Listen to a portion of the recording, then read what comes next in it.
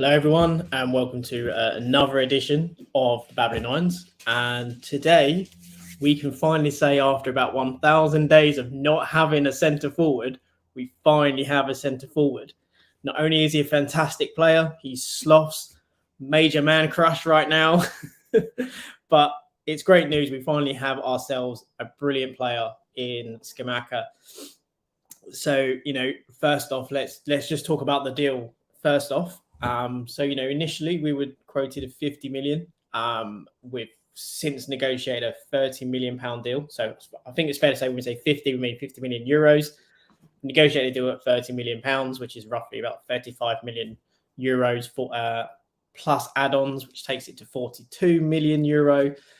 And then I think it's a 10% sell-on clause as well. So when we consider we were looking at a 50 million euro deal, to push it down to around about 42 million is great work. And then to cap that off, it's a 5-year contract with a 1-year extension. So all in all, Sloth, what do you think about that as a deal? I think it's a pretty fantastic deal, to be honest. You've got someone who's scored double figures for basically multiple seasons, someone who's still 23, has all the physical attributes to do really well in the league, but you've got him for essentially 30 million pounds. You're talking the same price that we've been linked with Danny Ings for in the past, and it's not Danny Ings, but when you're talking about levels of striker, a 23-year-old with essentially the world at his feet, playing for his country, in comparison to, say, what was he, 28 when we were linked with him for that sort of money? I think 28, yeah. Ballooned wages, and a big knee injury, then it's a huge difference in transfer. And I've always been someone who I love looking at players and finding bargains, but I think one of the key ways that clubs need to really make money is looking at players they can sell on for a lot of money. Now, I'm not saying we should look to sell Scamacca at all. And before anyone says, he's only just got here, for me, it's such a big deal because it really speaks of a change of direction. And for 30 million pounds, for us to be able to attract him, like, we know PSG were sniffing around, and we know they were looking at him as an option. If, let's face it, their new recruitment system, they were always going to go for Ekitike. Yeah. And that was just always going to happen because Mbappe wants it to happen. Mm-hmm. And they were after him. He was their option.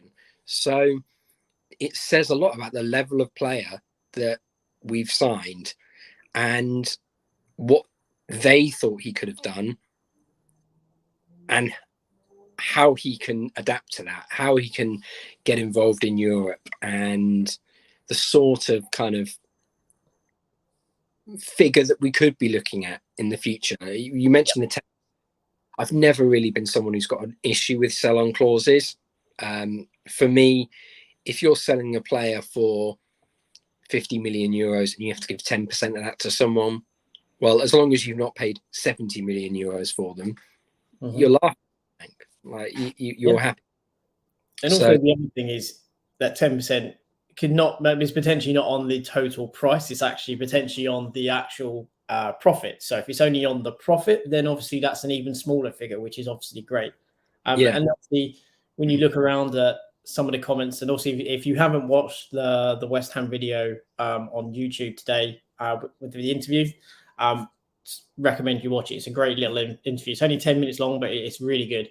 But the fact that Roberto Mancini, the Azzurri manager, is not only saying that we are the perfect club for him to go and develop.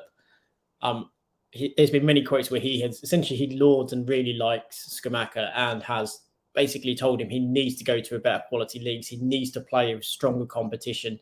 And he said that he has all of the talent and now he needs to apply himself to take that talent to a level above, which I think is fantastic, that he wants to take on that kind of piece. And obviously Pedro Obiang, has also endorsed us. There was a nice piece from Di Michele, who also commented on, playing at West Ham gave him goosebumps and was really kind of, said some really nice, favourable things. So he's obviously had some good advice from, people that he knows and values to actually obviously come to West Ham. So it kind of leads me on to the next point of those that are maybe not so familiar with Scamacca as to what his style is. In his own words, he said he's modern. He's tall, which is very, very descriptive. Bearing in mind, he's 6'5". But again, he's right in the sense that he is the modern type of centre forward. He is mobile. He has good pace. He has good touch. And overall, his style is one that we will be familiar with by watching Arnautovic. Obviously, there is that similarity there. He's less of a powerhouse than Arnautovic was, so they wouldn't necessarily expect him to be out muscling players all of the time. But physically, he is an imposing player. He is difficult to get the ball from at times because of his size. But also on top of that, he is a great finisher when he gets a chance. And I'm just going to hand over to you now, Sloth, so you can kind of go on some more. I know you're just excited about this sign as I am. So, you crack on and give us some more on how he plays and his style. One thing that I really like, and I think where I kind of mentioned it before, but people like to just think of tall players as, there's so many cliches when you get a tall player. Oh, he's good with his feet for a big man. But we also, West Ham fans think, like he'll probably drop deep. He probably won't drop deep. He won't do the running necessary. Whereas Scamacca is the total opposite of that. He will work hard. He will drop deep, and he will play a flick on. He will try and link up with others. His link up isn't always perfect, and we've seen quite a few clips of him. I know the the unveiling video? They showed one of his fantastic flicks that went flicks, yeah. And he will try that, and half the time it might not work, but it's something that pushes you up the pitch. It's going to be an outlet. Essentially creates openings, doesn't it? Because of it's an unexpected movement, essentially. When you're coming towards and he's willing to play kind of first time flicks is what he likes to do. He likes to lay the ball off. He likes to bring others into play, but also to do those one-time little flicks around the corner to allow for a player to run into that space, because he does attract players. It's just natural. His size, his ability, he's going to draw players out of position, which is a good thing for us. So the thing I would kind of say is, obviously we'll touch more on as to what he can bring in a bit, but in terms of his style, how do you think his style suits West Ham and its current guys? Is it going to require maybe a slight change in philosophy as to how we build up? Because obviously we have Antonio currently. Does that represent maybe a little bit of a change, do you think? I think what we might see is a bit more emphasis on playing aerial balls into the box, because Antonio is excellent at creating, just charging forward and beating a man with his pace, but his power as well. Now, the thing about Scamacca is he's not built. He's strong, but he's not built. I mean, that could change over the course of it. At 6'5", it is hard to put bulk onto your frame. However, there's loads of easy ways around it. But the thing is, he can come in and he can essentially play a similar style to Antonio. It won't be quite as physical, but you get a lot more height. You get a lot more ability in terms of with his feet. And when we talk about blasting past a man, it's not necessarily going to be a case of he'll blitz them for pace, which, it's in the Premier League, we have some fantastic defenders. He's not going to blitz everyone for pace. He'll beat the majority of defenders.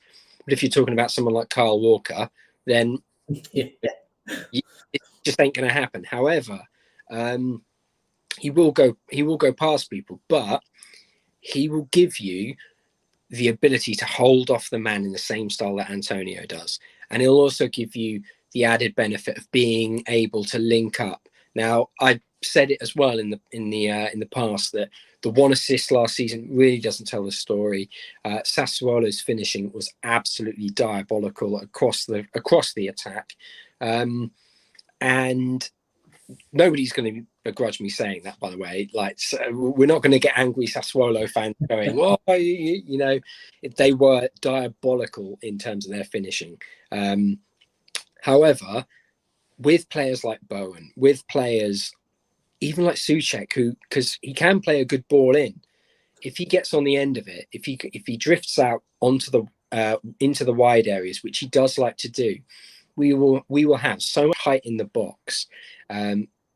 If we're still looking at certain targets as well, but if we have Souček and Rice, and we know Rice's best asset isn't his aerial game, but it's putting pressure, it's giving that physicality, and he is someone that I think you are looking potentially at 20 goals and assists, goal involvements in terms of the league, because I really do think he's that good. Now, I'm not going to pretend like at the end of the season, if that doesn't happen, I'm not going to get the Curb Your Enthusiasm theme and treatment, but I am really confident. As you say, he's a modern forward, and he is something that we've lacked for a while. It's nothing against Antonio. You know, we all say he's absolutely unplayable on his day. However, Scamacca will give you a player who's hard to play against every single week, someone who's going to cause problems every single week. And I do think Antonio gets a bit of disrespect. However, part of that is down to, I mean, I went to the Brighton home game, and we may never beat Brighton, but he was it feels that way, doesn't it? Oh, he was absolutely atrocious in that game. And I said to my dad, I just said, he's been on. I don't think I've seen him sprint. But someone like Scamacca is really just badger the defenders. He's going to try and create space. And if he doesn't, what we've seen from him a lot is that he will just be an absolute nightmare for oppositions at defending set pieces. He'll get stuck in. He'll try and flick on balls that someone like Bowen could run onto. They had it a lot with Raspadori, where he would win a header from a corner, and Raspadori would just carry it out. He would absolutely blitz onto the ball and just run forward. But if you think in this side, he could potentially have Bowen running onto that. He could potentially have someone like Rice running onto that. Then there's just a much greater threat in that. Not greater threat than Raspadori, but overall quality in terms of the side, there's a much greater threat. And I think really that's exciting. And I think the interesting thing is it's the way he plays in comparison to Antonio. Antonio obviously likes to drift wide. He likes to work the channels, whereas obviously due to his time in PSG, he worked with the great Van Nistelrooy.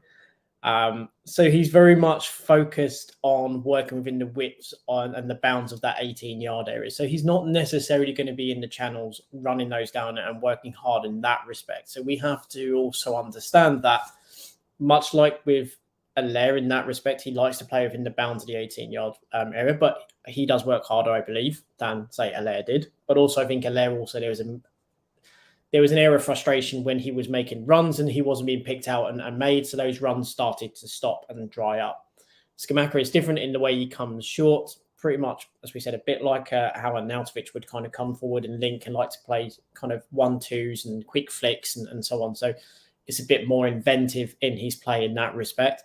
And obviously by working within the bounds of the 18-yard area, he's so focused on scoring goals, which I know sounds ridiculous as an idea and as a concept, a striker who wants to score goals. We know every striker does, but there are different types of strikers, such as if you look at a Bobby Firmino, for instance, he's not necessarily a striker that you would consider someone who's looking to score. He works between that 18 yards, but he kind of also moves laterally and is essentially the anchor point for two wide players to come inside.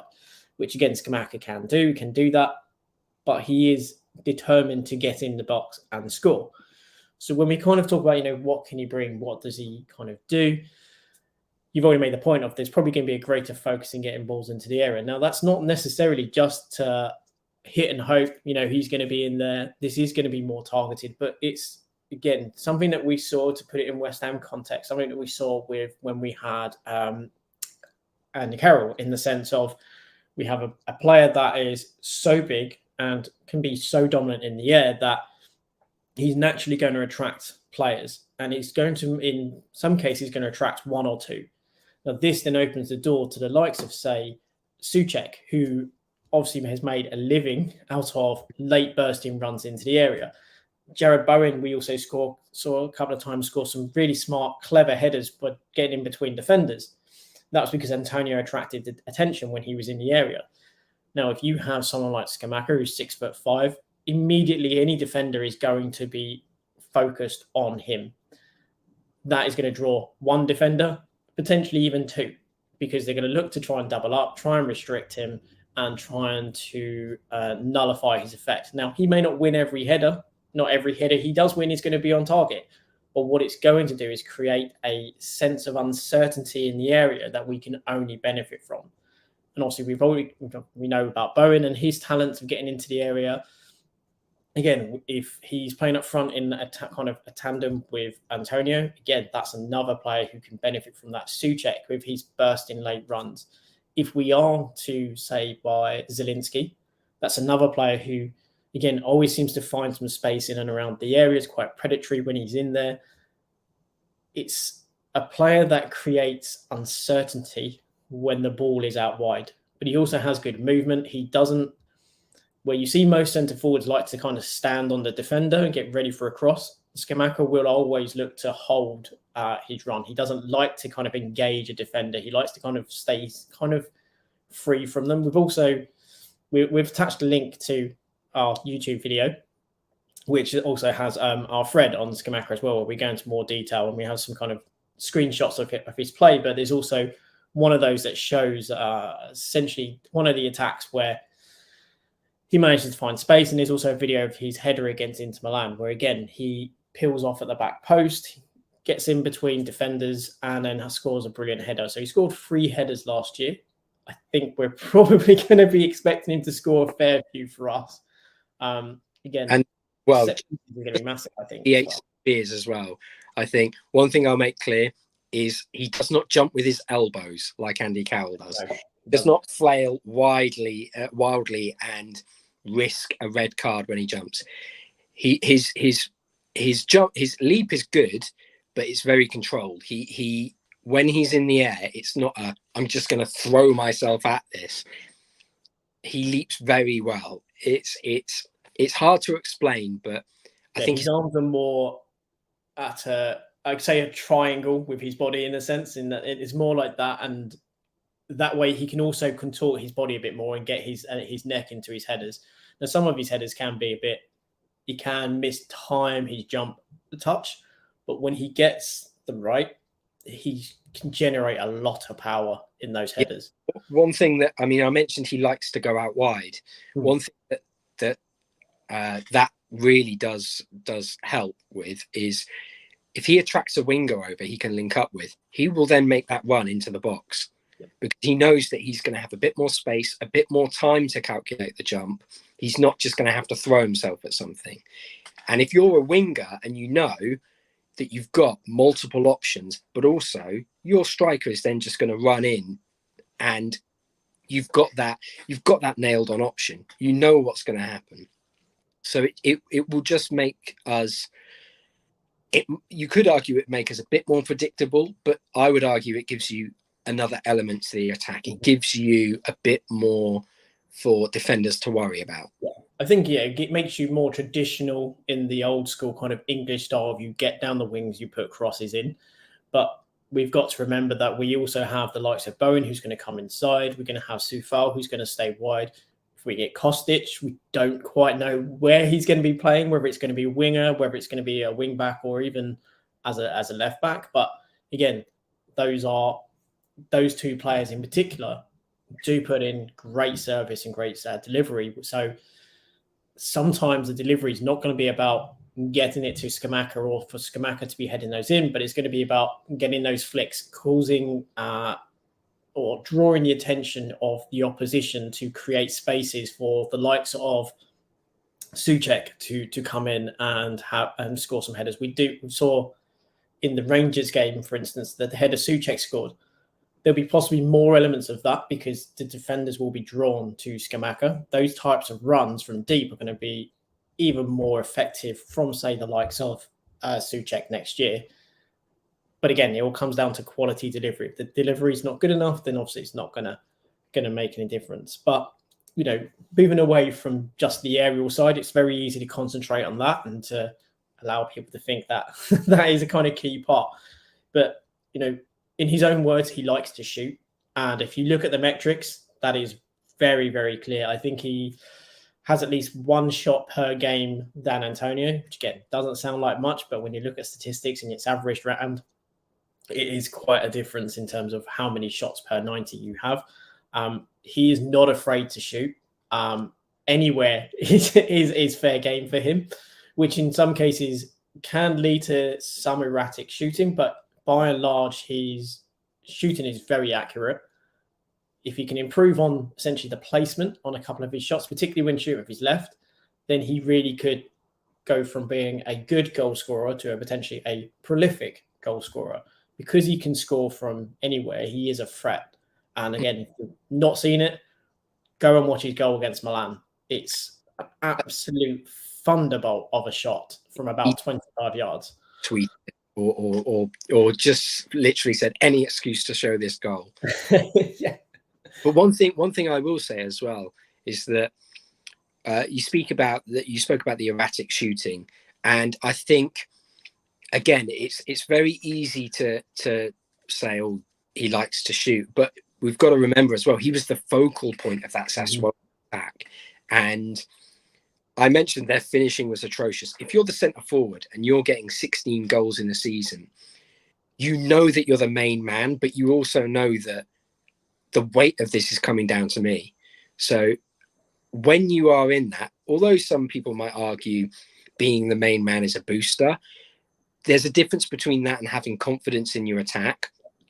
And if you know that your winger is going to potentially be able to bury one from the edge of the area, if you know that having that extra touch isn't going to mean anything in terms of you've got people who could create a bit of space for you, you've got someone who could run down the wing, it gives you options, and it means that you can improve those metrics. It doesn't just mean that he will shoot whenever he gets a chance, but it's something that I think can often sound a bit.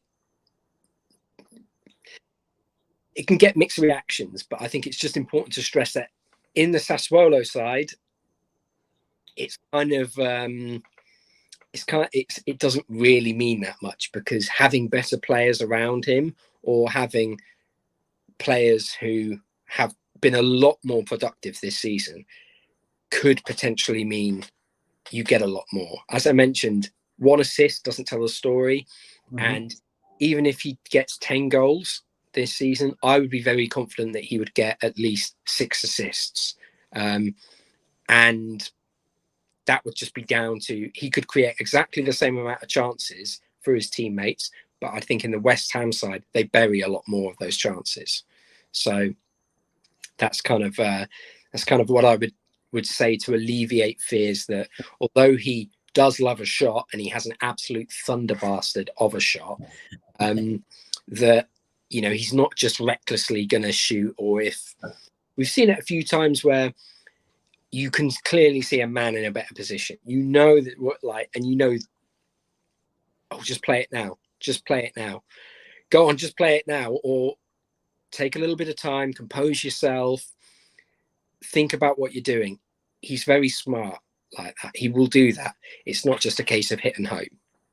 Yeah, he likes to take responsibility on his own shoulders. It's the fact that if there is an opening for him, he is a striker first and foremost. So he's going to essentially activate that mode in his mind that says, I need to shoot, because there is a possibility that a deflection or something can give us another opportunity.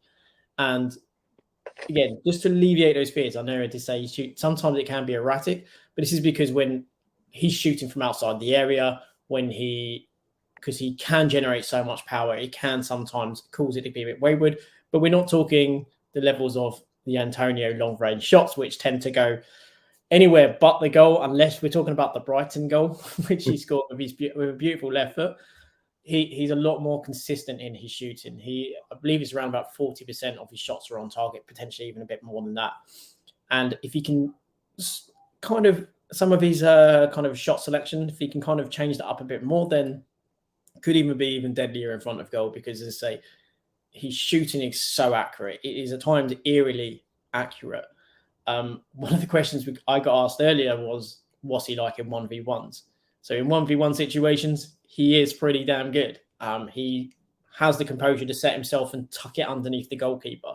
He also is very aware as to when to shoot across the goalkeeper. He's not afraid to shoot early, and that's a very good thing. There's a particular goal against, I think, Fiorentina this season, where he got played through, defenders running with him, defenders coming to cut space, goalkeeper's coming out, and he hits it early. As soon as he gets to the edge of the area, hits it low and hard to the goalkeeper's right, bottom corner, and it just took the defender out, took the goalkeeper out, because before they could even get close, he's already taken a shot. So it's that ability in which to not have that feel that he needs to take that extra touch to go forward and go into the area, which we sometimes see with Antonio.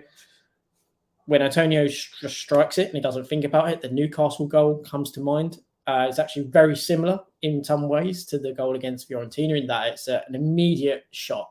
No thought, it's low, it's hard, before a goalkeeper sets. And that's kind of how Scamacca likes to kind of operate. He likes to kind of shoot early if he can, because it's about essentially taking advantage of the fact that a goalkeeper is not going to be set, not going to be ready. He isn't afraid of the spectacular. You know, there is a beautiful bicycle kick he scored, which I think was even on the West Ham's little kind of announcement video as well. You know, he is a big guy, but he is agile. The big guy idea shouldn't necessarily be something that we kind of focus on and look at as that's the type of player he is, because it does him a disservice. And I think kind of where we kind of go now is as to, you know, how do we get the best out of Scamacca? What kind of tactically could we do or should we do in which to get the best out of him? Obviously, we're looking at a couple of signings which can also massively improve that. You know, in Zielinski and obviously Kostic, those two in particular would obviously have a very positive impact on Scamacca as well as the whole team. We're also talking about Antonio here. They'll make a massive impact for Antonio. So again, this is nothing against us talking down to Antonio. I personally believe Antonio starts the season, Scamacca works his way in. But when we start to go over the course of the season, we may see that change a little bit. So I've got some views on how we get the best out of him, but I'd be interested to hear you, Sloth, as to how do you think best to utilize the skill set and tool set that he has? I mean, the really good thing about this conundrum, this problem, is it's not really a problem. It's just a great place to be in, because you can play. I know a lot of people are saying, "Oh, we could do a 4-4-2," and we could. However, that then kind of puts you at risk of getting a striker injured and having to change the formation again. So, and plus we would go back to only having one striker. So it would be a bit of a worrying situation. Now, what I would probably do is go for a 4-5-1 sort of thing. And it was quite interesting because earlier I have been a bit doubtful of the Zielinski signing. And, you know, to be honest, it's mostly just because of the numbers involved. Yeah.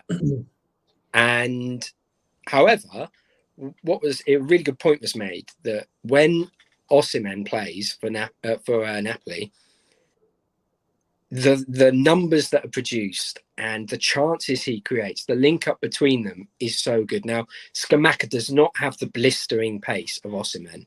However, if you put someone like Zielinski behind him, who knows how a big man thinks, who can play those balls through, then you really are creating problems. You're going to be giving any defense a troublesome time. And the thing is as well for Zielinski, it doesn't matter which foot you send him on, he's very comfortable. There's, again, just going back to looking at players, if you go and check out one of Zielinski's goals this season, assists this season was a free kick where he kind of drifts off to the right and then just walks back and then just dinks it over with a left foot. It's that kind of player that if he goes to the right, you're not stopping the problem because he is naturally right-footed. But a few of his assists and actually his goals have come predominantly on his left foot, which again is also very strong. So having a player that is essentially ambidextrous in that respect, playing behind a striker, it doesn't really matter in which direction you move them because they can still find a pass, fashion a chance because they're never really on their weak foot. Yeah, personally, I think it has kind of put the Zielinski saga, the chase, the pursuit in a bit more of a positive light for me, because I do think, okay, well, that is something that would probably get you a lot more chances, but also he's a much more reliable creator than someone like Lanzini, and he will give you the wonder goals as well, but he will also give you a bit more of the work rate in that central midfield position. He'll drop back, and I'm not saying Scamacca's form is dependent on this type of signing, but what I'm saying is that when you have someone who understands that, and I think Fornals could very well operate in that position. I think a 4-5-1 would be great because it gives you that option. And listen, it could be Fornals, it could be Lanzini, it could be Ben Warmer, it could be Zielinski if we sign him. But if you play a 4-5-1, you just have that option of someone in behind the attacker and then two wide men who can give you an outlet as well. And when you put that with a big physical lump up top, then that is something that is always going to cause defenses nightmares. It might be something that Virgil van Dijk laps up one game. However, in the away game, it could cause him absolute nightmares. And when we talk about getting the best out of him, I think it's important to go back to that comment of him being a modern forward. He's pretty adaptable. And if we wanted to put Antonio next to him, he could do that. If he knows he's got someone who's going to make runs, who's going to be able to hold up the ball, or who's going to play him through, he's going to feel a lot more comfortable just sitting off that last man, being around them. And if there's a set piece, having that physical outlet, he can header it up the pitch and he knows someone's going to chase it. So it's something that when we say, how can we get the best out of him? Well, I'm just going to let Moyes try and do that, because I think what we're setting ourselves up for is potentially a 10 out of 10 window with, I don't want to get too optimistic. I don't want to go full optimistic if you want to. No judging here. Yeah, when you look at the players we're linked with, when you look at the likes of Onana, when you look at the likes of Zielinski, and then Kostic as well, that's so many different elements are added into that side. And I talk about height all the time because it is something that we know Moyes likes to play. We know just how important it is for creating chances, and we know how important it is for giving us an added threat at set pieces. And especially the fact we saw a drop off last season as opposed to the previous season, where we were probably the second or third best set piece team, maybe even just second. We we scored more at set pieces. Yeah, Like, I think this season it wasn't so good. So again, Zielinski improves the set piece quality. Kostic improves the set piece quality. You now have a 6'5" centre forward mixed with two centre backs that are at least 6'2". We've just been linked to another centre back who can play left back, who is also 6'2". Rice is around about 6'2" as well. So all of a sudden we have a team throughout the entire spine and potentially at left back that are all 6 foot plus that can then obviously at a set piece are going to be incredibly dangerous, because whilst a lot of teams do have 6 foot plus players, not every team is going to potentially have 5 or 6 on the pitch at any one time. I feel so bad for Downs. I know. It's just, you look around the team and we do have some absolute giants. And again, if we're looking at if Onana does come in, he's 6'4" as well. So again, it's just we're adding this physicality and this height. And I think we've talked around the importance and the best to get out of him is obviously quality delivery from out wide, quality delivery at set pieces. But that quality delivery not only gets the best out of him, but it also brings out the natural advantage of having a tall team as well. But the other thing that I think gets the best out of him is the likes of Bowen, who is very much like Berardi, in that he is a player that naturally looks to drift off of his wing. Again, you're going to have a player like Soufal, who again naturally likes to kind of sit quite high. So Scamacca tends to operate more on the right-hand side, or that kind of inside kind of third, or the right inside third, that he will come into that channel naturally and look to link on that side. Again, having someone like Scamacca who's going to draw a centre-back out of position opens up that space for, say, Jared Bowen to run in behind, much like with the Liverpool goal that we saw this year with Antonio dropping, him laying it off to Fornals, and then having that huge space just to run in behind. Sorry, against City even. That massive space just to run in behind. Scamacca can do that. Obviously, we're looking potentially at other wingers. Obviously, Terrier has been one linked, so you would assume someone like Ben Rama would be looked to move up. But again, all of a sudden, if you have someone like Scamacca who is dropping and pulling out a defender, you have 3 centre-backs with 2 players coming in off the wing. We're likely to have 2 kind of fullbacks push quite high. So all of a sudden, you potentially have a 4-on-3. And if we have someone like Zielinski who's also looking to get ahead, all of a sudden you're starting to create overloads by pulling defenders out of position and then running ahead of Scamacca. Now, obviously, there's lots that need to happen in those kind of sequences. But again, the ability to have a player that drops in your wingers who can kind of come inside and one move in behind, as well as even one of your attacking midfielders going on ahead, creates panic in defences, because all of a sudden they have 3 centre-backs, and unless they've got a midfielder who is tracking runners, which we know isn't always the case, it allows you to create an overload out of nothing, because you would just have a player who's good at, and has that instinctive kind of desire to play the ball quickly and to do those little flicks. And those little flicks in itself is elements of surprise, which actually create spaces, which obviously makes a huge difference. Well, one thing, what I tweeted out, that I think having a fully fit Soufal is something that should really excite West Ham fans. Mm-hmm. And you only have to look at the figures he was producing first season when he was fully fit. He didn't have a hernia, and he's just linking up with essentially Antonio and Souček.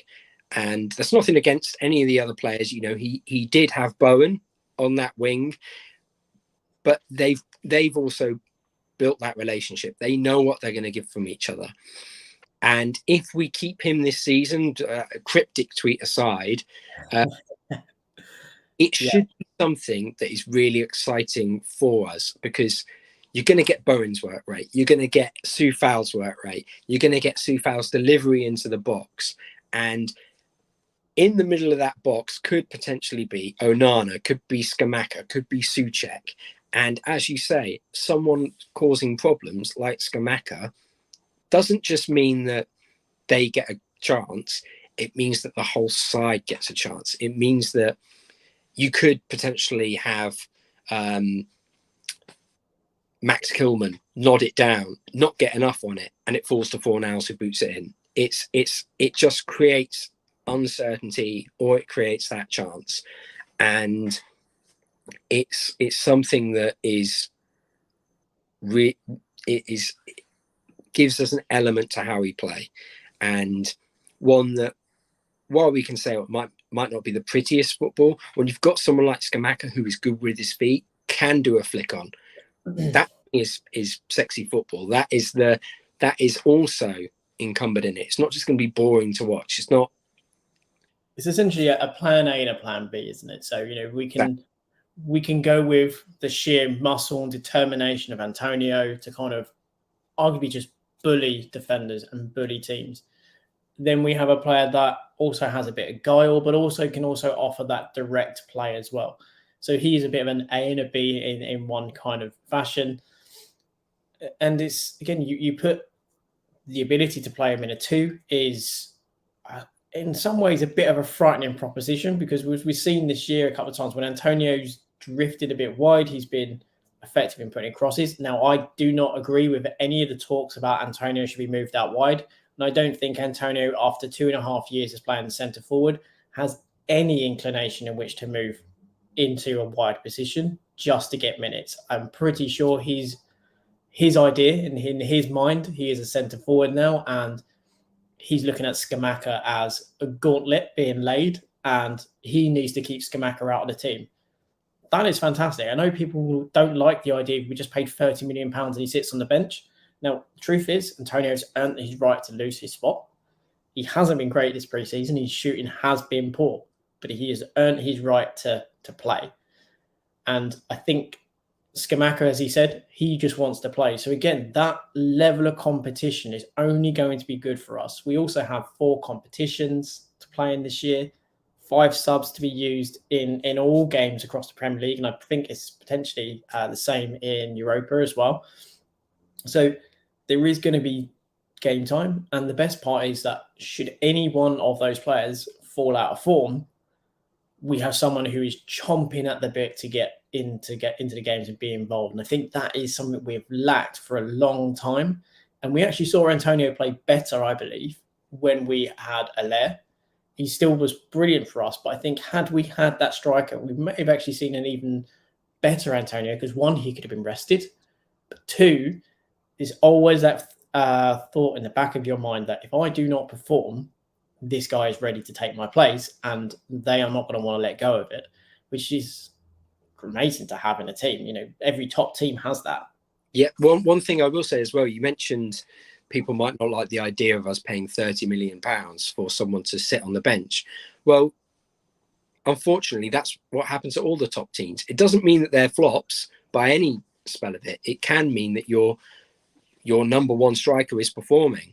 However, no one likes the idea of a Timo Werner coming in. Let's face it, it's nothing against Timo Werner, but no one likes that idea. No one likes the idea of Michel Soldado coming in, who for Tottenham, who they paid silly money for. And no one likes the idea of a flop.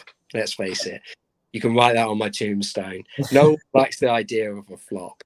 But the fact is, you need competition. And if your competition costs £30 million, they're going to be good competition. So, well, the chances are they're going to be. Well, even Noble, I remember Noble saying back in the day, he wanted West Ham to sign a £30 million midfielder because he wanted that competition. Yeah.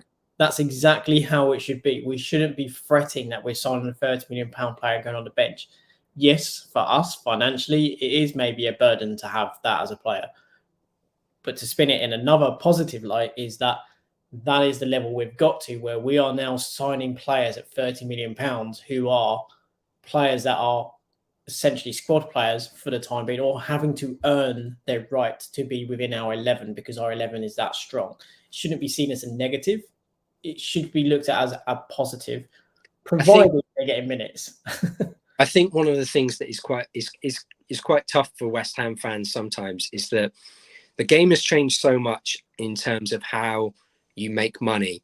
Now, 20 years ago, we could look at the academy and we knew that we would have a player who we could sell for millions. Like, and we're talking like at least what back then was enough money to give you maybe a bit of a budget, but also it would cover. It would keep you financially sound. Now, our academy doesn't do that anymore, and you can argue many different reasons as to why. Rice is a great example, though, of a player coming in and offering that. Not our academy player, but he's recruited. It's the way that teams make money now has changed, and fans kind of need to understand that if you're signing someone for 30 million, generally it's because someone has sat down and gone, right, we're spending 30 million pounds. We think we should do this because we can make 50 million pounds.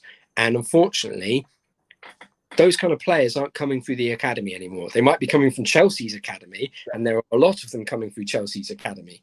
But unfortunately, teams aren't giving them the chance, and you need to be really smart in how you do that. And it's all well and good to say, well, academy players should be given the chance. Yeah, but not all of them are going to get to that level. And finding these players who can give you that ability is key. So I went off on a bit of a tandem there, but when I said like bringing in 30 million pound players is a luxury, however, it's a luxury that teams earn. And when a team has a good academy, that can really ease the burden. But when a side has a good recruitment strategy, that is also key. So that's the point I was going for. Yeah, we've seen it in the past with Leicester. Obviously, we understand there are issues going in there at the moment, which is why they're not buying players and they're not doing and they're not doing the brilliant work that they had done in the past. But what you can see currently with Newman and Moyes is that there is a particular way of working. There's this view of wanting to get technical players that work incredibly hard. These are players that are also linked to big clubs. There's just recently been a tweet from Darmish as to PSG tried to make a late bid for Scamacca, but he said he's made his decision. It's West Ham. And there are also other big teams as well, such as Dortmund, that are also looking at him. So again, we've managed to strong arm in some ways a player away from top elite clubs in the top 5 leagues. This is an incredibly talented young centre forward. And if we can get the right players around him, if we can get the right kind of tactics, and again, we have to be open as a club to changing our philosophy a little bit to accommodate and to get the best out of him. As fans, we also maybe need to show a bit of patience. If he doesn't score within the first 5 games or so, we've got to keep behind him, regardless of whether his touch isn't great in the first couple of games, or maybe he has a couple of shots that don't go well. We have to remember that he's setting into a whole new culture and football that he's not played in previously. We've seen with the likes of Fornals, when we give patience and give time, player can adapt. If we are knee-jerk, we start to say things such as Fornals is a terrible player, and in 6 months to a year later, we are finding ourselves sitting there going, maybe I was overreacting. We need to have a level of patience and accept that we are building something, and we're building for the long term, not the short to immediate. This is a long-term transfer, hence why they've given him or entrusted him with a 6-year deal. Yeah. Well, support him like you support Antonio.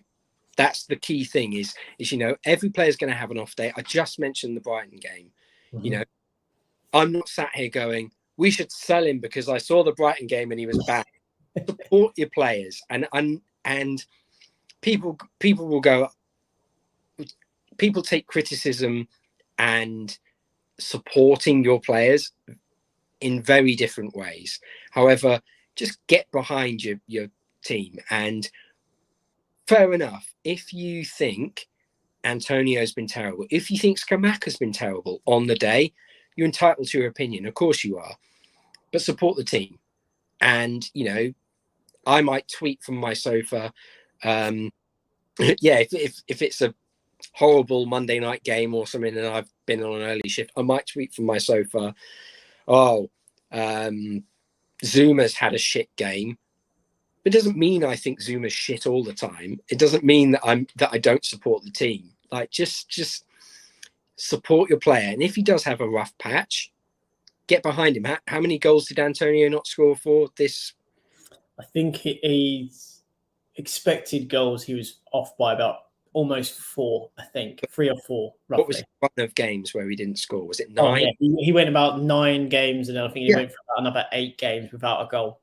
Support him like you supported Antonio then. That's the key thing with forwards. Just support them. And if you do that, the chances are they're gonna score at some point. But just make sure you do that, because if not, if people start getting on his back, he's a young lad, he's coming from, it's going to be shit. Like, but I think the good thing is though, he seems as strong mentally, and you know, if you've not looked into his past, look at his dad. His dad is crazy, so it's an interesting story about him and the Roma train. I think it's the Roma training facilities with Scamacca's dad. But you know, again, just listen to wrap this up. You know, Scamacca is an incredibly exciting signing. He's a young guy, so we are going to have a level of patience.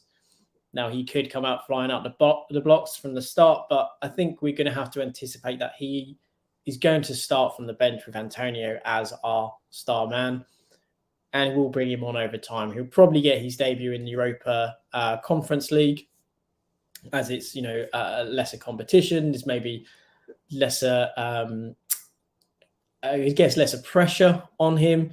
And there's also potentially a very good chance in which to score early. No disrespect to the team that we may face, but if we're honest, that we should be getting through that knockout stage quite well.